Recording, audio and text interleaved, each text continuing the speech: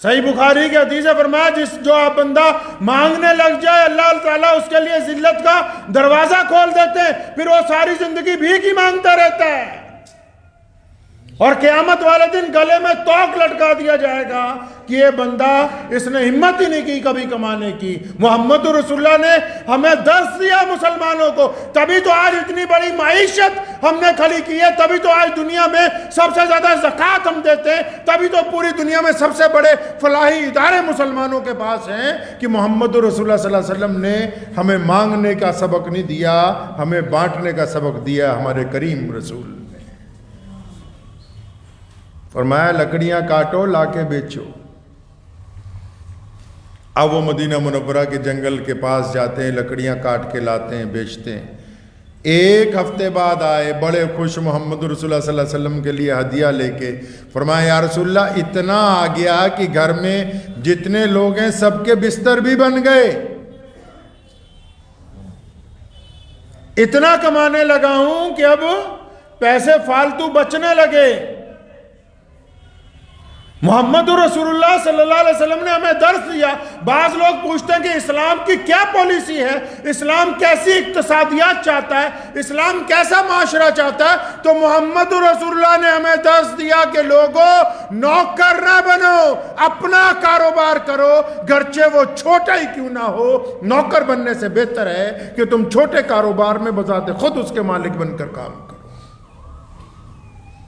اسلام کی پالیسی ہے تاکہ لوگوں کے متحد نہ ہوں، تاکہ وہ اپنی قسمت کسی اور کے ہاتھ میں نہ پکڑائیں، وہ خود طے کریں کہ ہم کو کتنے پیسے کمانے ہیں، کس ذرائع سے کمانے ہیں۔ اللہ نے ان کو جسم دیا، عقل دی، بہترین زبان دی، آنکھیں دی، سننے کے لیے کان دیے، وہ خود بازار میں اترے اور رزق حلال کو کمائیں۔ محمد رسول اللہ کی تاکید ہے، اور خود کاروبار کر کے دکھایا، اور خود باغیچوں کے اندر کام کر کے دکھایا، خود پتھر اٹھا کر دکھائے، تاکہ قیامت تک آنے والے انسانوں کو ہم یہ بتا سکیں کہ محمد رسول اللہ صلی اللہ علیہ وسلم کی امت خود کفیل ہے۔ اس امت نے آج تک کسی کے آگے ہاتھ نہیں پھیلایا، یہ امت ہمیشہ سے اپنے وسائل خود پیدا کرتی آئی ہے۔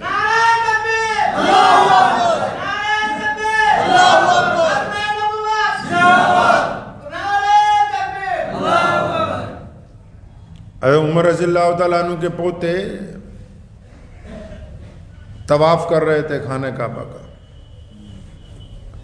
مکے کے گورنر کو پتہ لگا، دوڑا دوڑا آیا، سلام کیا، جبکہ خلافت راشدہ ختم ہو چکی، عمر رضی اللہ تعالیٰ عنہ کے وصال کو 30-40 سال گزر چکے۔ احترام میں آیا، طواف کر رہے تھے، آ کے سلام کیا، فرمایا حضرت میرے لائق کوئی خدمت ہو تو بتائیں۔ فرمایا مجھ سے اگر کچھ چاہتے ہوں بتائیں، گورنر مکے کا۔ مسکرائے، اس کی طرف دیکھا، فرمایا وہ ساری دنیا اللہ سے مانگتی ہے، اللہ کے گھر میں بھی کھڑے ہو کے تجھ سے سوال کرنا ہے، وہ اس گھر میں آ کے بھی تجھ سے سوال کرے۔ بڑا شرمندہ ہوا، باہر آ گیا، انتظار کرتا رہا۔ جب فارغ ہو کے عمرے سے باہر تشریف لائے، کہنے لگا حضرت اب تو ہم اندر نہیں ہیں، حرم شریف میں باہر آ گئے، اب بتائیے میں آپ کی کیا خدمت کر سکتا ہوں۔ اور فرمایا کملیا، جو پوری کائنات کا مالک ہے، جس کے گھر میں ابھی اندر پھیرے لگا کے آیا ہوں، جس چوکھٹ کے آگے آ کے رو کے آیا ہوں، وہ ہم نے تو کبھی اس رب سے دنیا نہیں مانگی، تو ہمیں کیا دنیا کا دے سکتا ہے۔ یہ واقعہ پڑھ رہا تھا تو مجھے اپنے ابو جان بڑے یاد آئے۔ عمرے کے لیے تشریف لے گئے مکہ مکرمہ، ہمارے بہت سارے عزیز وہاں بڑے بڑے عہدوں پہ ہیں، اور آپ نے دیکھا ہوگا کہ ہمارے جتنے سرکاری مولوی جاتے ہیں ان کو عمرے کے دوران عمرے کی کم یہ فکر زیادہ ہوتی ہے کہ حرم کے امام سے ملاقات ہو جائے، مکے کے گورنر کے ساتھ چائے پینے کا ٹائم مل جائے، وہاں کے مؤذنوں کی کوٹھی پہ حاضری ہو جائے، تاکہ کچھ کئی ہزار ریال کا حساب کتاب بن جائے کچھ۔ تو مجھے یاد ہے والد صاحب رحمۃ اللہ علیہ عمرے کے لیے تشریف لے کے گئے، ایک بار ہی، اتنے فالتو پیسے نہیں تھے کہ حج کرتے، بڑی آرزو تھی ساری زندگی۔ تو وہاں جب ان لوگوں کو پتہ لگا، شاہ مسعود اول ہمارے دادا مولانا ابرمان لدھیانوی رحمۃ اللہ علیہ کا دوست تھا، انہیں پتہ لگا تو انہوں نے اپروچ کی کہ مولانا حبیب الرحمان لدھیانوی آئے ہوئے ہیں پنجاب کے شاہی امام میں، بھی ہماری ان سے ایک ملاقات طے ہو جائے۔ خاندان کے بڑوں نے بھی کہا، تو فرمایا اچھا مکے آ کے بھی انہاں دے نال ہی ملنا ہے، وہ اللہ کے گھر میں آ کے بھی انہی کی منتیں کرنی ہے؟ اس مقدس حرمین شریفین کی چوکھٹ پہ آگے اس سے بڑی چوکھٹ اور کون سی ہو سکتی ہے؟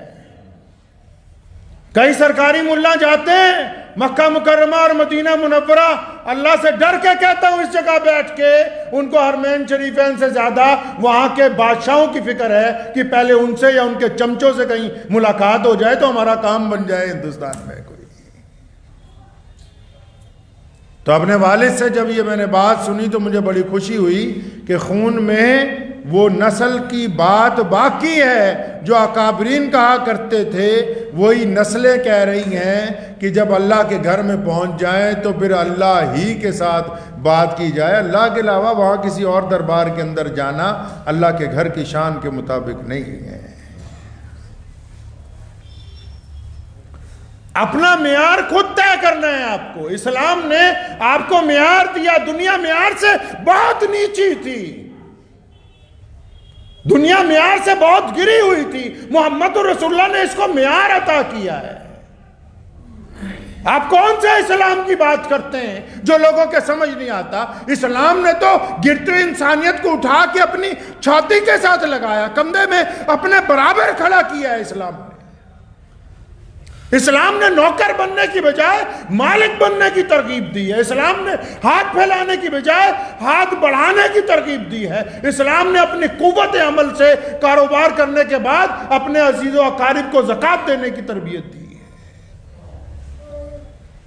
اور پھر جو نٹھلے ہیں ان کے نکمے رہنے کا نقصان کس کو ہے؟ وہ بھی نقصان ملت کو ہی ہے۔